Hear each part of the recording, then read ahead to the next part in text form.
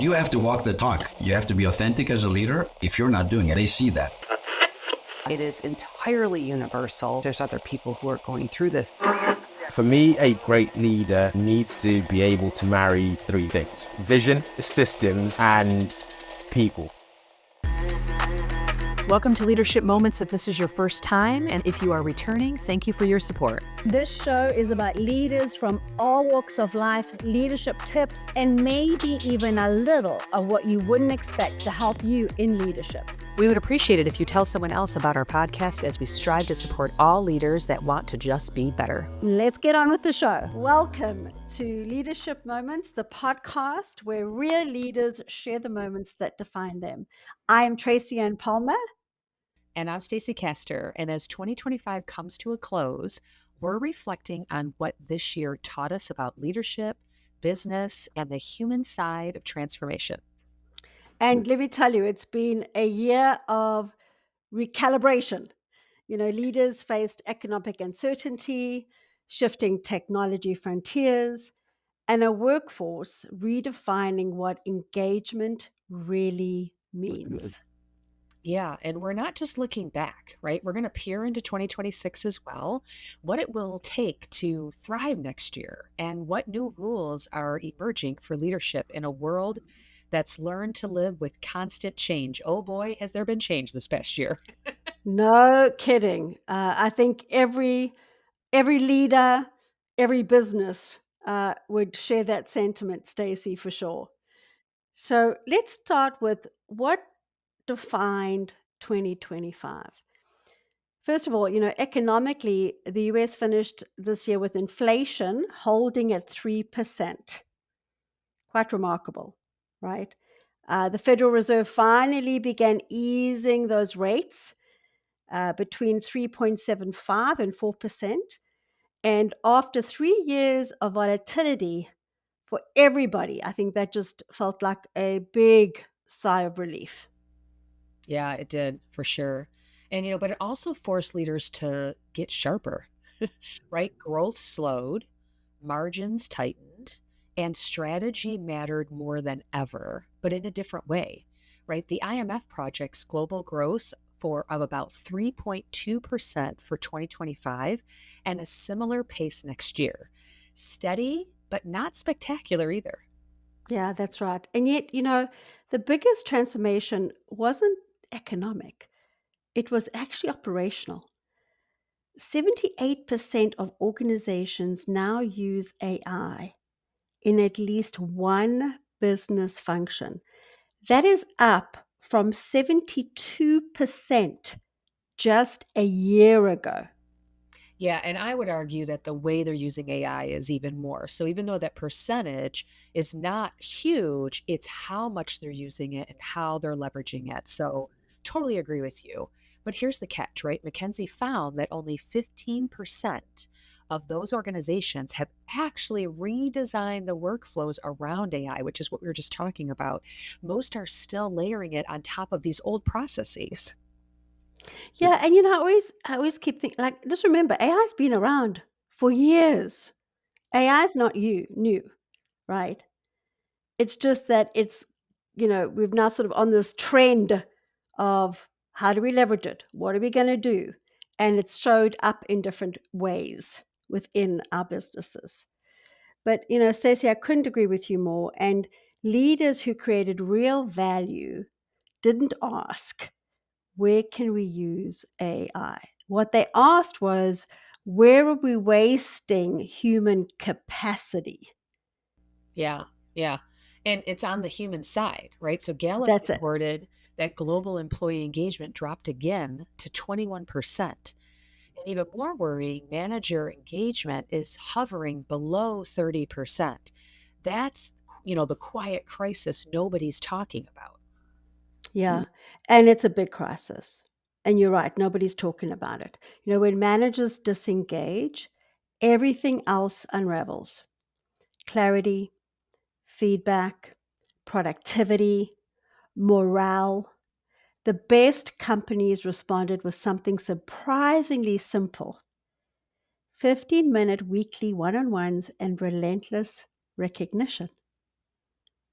Yeah, Right. And we talk about this all the time in all of our episodes, right? It's about engaging the people, and you have to remember to engage your leaders too. So we as leaders remember that we have leaders reporting to us, and even going up the chain too. You have to make sure that you have that engagement both ways. So important. And then there's also cybersecurity. Ransomware incidents doubled this year, and that's the trend, right? We only see it going up. And with an average payment of over $1 million of this, when you think about what's going on, it's crazy. So the rise of data theft, first attacks means prevention is now less important than resilience. Yeah, that's right. And as I say, it's not if, it's when. Yeah, When are you going to exactly. get attacked? And are you resilient enough to bounce back? Right? This is always the question we have to ask ourselves. So if we sum it up, 2025 was sort of this year of the tightrope leader, right? Balancing the cost and the growth, AI, ethics, performance, and people. Yeah. So let's zoom in on the numbers driving boardroom decisions. US consumer confidence held around 94.6 in October, showing optimism, but not exuberance. CEO confidence stayed below 50, meaning more negative than positive sentiment is still going on. Yeah. And the venture capital keep pouring into AI. So in Q3, more than half of global VC dollars went to AI-driven startups, especially those building agentic or domain-specific models. Yeah, and meanwhile, we have, hybrid work stabilized.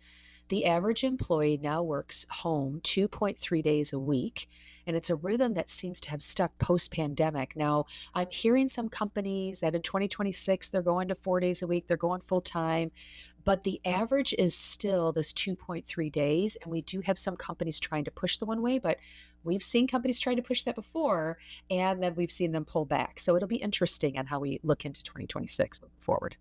Yeah, this is a big subject. In our coaching clients, we hear about this, the challenges of this, Stacey.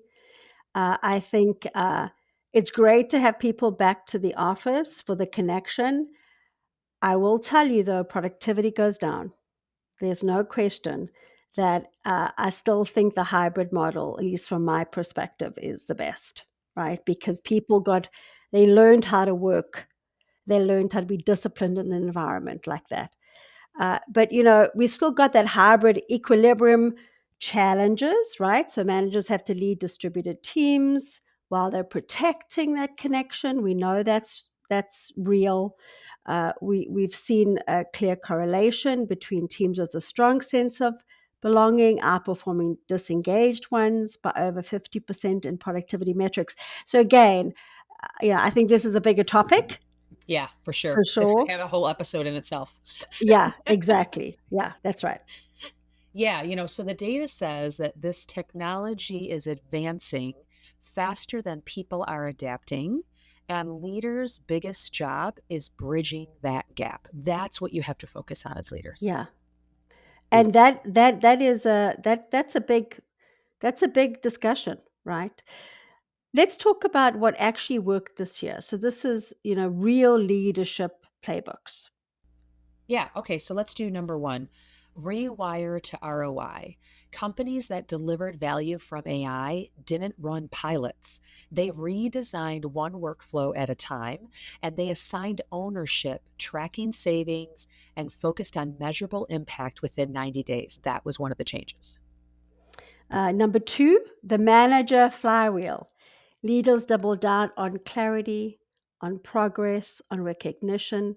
The cadence was simple: weekly check ins, monthly growth conversations, quarterly resets, and it turned managers into multipliers again, which is where we want it to be.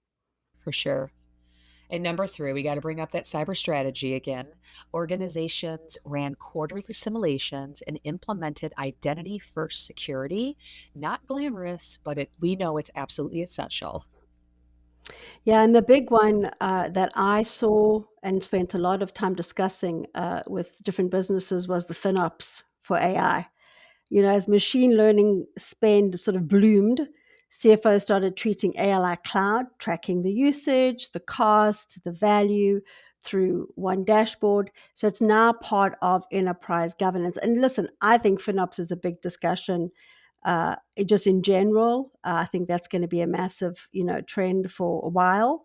But specifically, we're talking about FinOps for AI here. Yeah, I think all of these points that we're bringing up can be their own episode, but we know you only have so much time in the car in your commute listening to this, and that's only 2.3 days of the week. So we want to make sure we take care of that time.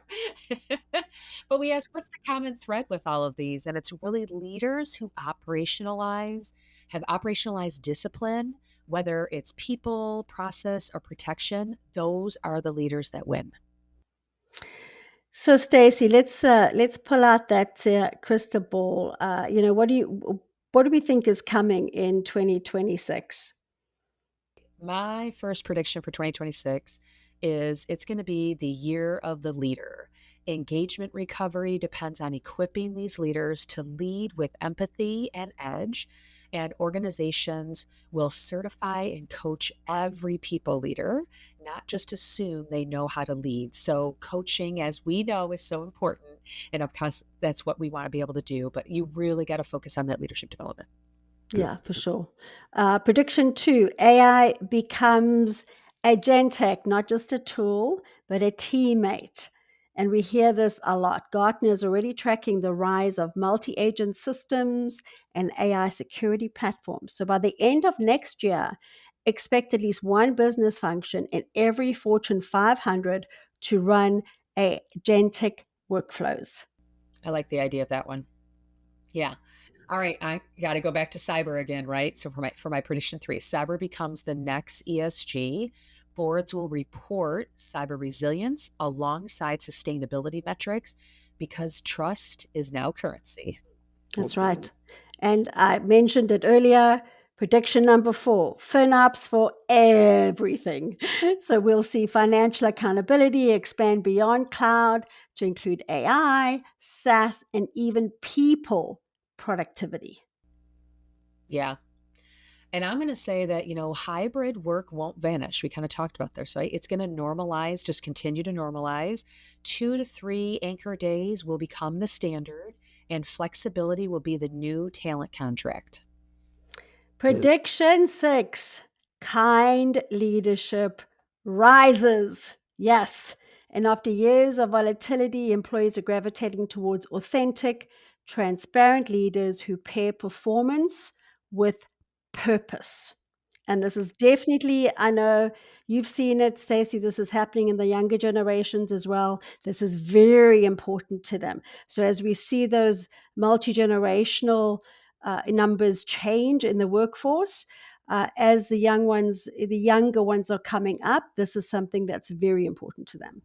Yeah, totally agree. Totally agree. It is definitely something that people have to think about. We've been talking about it for years, but we still have a hard time doing it for some reason. So I love that prediction, and I hope that one becomes true. Yeah, and we still see a lot of bad leaders, right? I mean, yeah, yep, it's yep, still there. we do. Maybe that's not the term we're using, but we're still not seeing that leadership mastery the way that we'd like to see. Yeah, yeah. And I think a lot of that is them not getting feedback, not getting the development that they need. It's not that they're bad, it's that they don't know. No one's That's telling right. them, right? I think that's true. Yes, Yeah, there's just a lot of room for improvement. absolutely. All right, my final prediction for 2026 will be to reward focus over frenzy. So the leaders who choose fewer, bolder bets and execute them brilliantly will separate them from the pack. It's not about how much you're doing, it's about what you're doing. Even if it's one thing, right? I love this one. I think this, actually goes in line with a lot of our conversations, right? How do you get focused? Try to be, one thing versus millions of things to different people. It doesn't work. And that's sort of a marketing 101. We know that, right? So as often as we say we're no longer in an era of doing more, we are in an era of doing meaningfully. Yeah, I love that. Oh, that's great. I love that. So Tracy-Ann, what's your biggest leadership lesson of 2025 for you? I think that clarity is a form of kindness. whether it's with teams, strategy of yourself, clear intent changes everything. And I've never thought of it from the perspective of kindness. That was a big eye opener for me this year. I love that. I love that. Mine was courage doesn't always have to roar, right? It often whispers.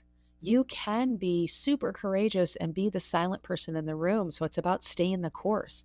Leadership this year, it wasn't glamorous. It was truly gritty when I think about my clients, and they really had to grind through it, and they are better for it, and they were very courageous through it. Yeah, and another thing with that, Stacey, is we learn more from our failures and the challenges than we learn from the things that are going great. And as leaders, we must never forget that. Right, because we Sometimes certainly when don't ask for those hard times. No, we don't, and we don't like them. We don't like them. We don't like them. It's hard, and it's uncomfortable. And in many cases, you're faced with situations that you don't even know what to do. It's the first time you might be encountering them, and you don't have all the answers. But just remember, those are the times that the challenging times are the ones where we learn, and they're the ones that make us better. And at the time, it's hard to think about that. You're not thinking about it, quite frankly. It's only when it's over that you think about it, right? And you realize. But just grin and bear it, and suck it up. Buttercup is sort of the Well, that's what I lean mantra. on my mantra, right? Which is on my Yeah, wall that everyone sees if you're watching the video version is if it doesn't challenge you, it doesn't change you. And, when you're going through those hard times, find your mantra of what that is to help you move through it. So, yeah, I love that, I Tracy. love So true. that. Yeah. And for everyone listening, here's our challenge. As you plan 2026, ask yourself, where will you bring focus? What will you stop doing to make room for your best work? Yeah. And if this conversation helped you reflect, share it with another leader who needs it, right? And subscribe on YouTube or your favorite podcast app to listen to us even further. So, from both of us, thank you for walking this leadership journey with us in 2025. And remember, lead boldly, be kind, and we will see you in 2026. If you enjoyed the show, please go to leadershipmomentspodcast.com to subscribe to the podcast or on your favorite player, as well as follow us on Instagram and LinkedIn. You can also send us a message on what you like and don't like, or what guest you want us to have on the show. So until next time, This is Stacey Caster, and what doesn't challenge you won't change you. and I'm Tracy-Ann Palmer. Be the change you wish to see in the world.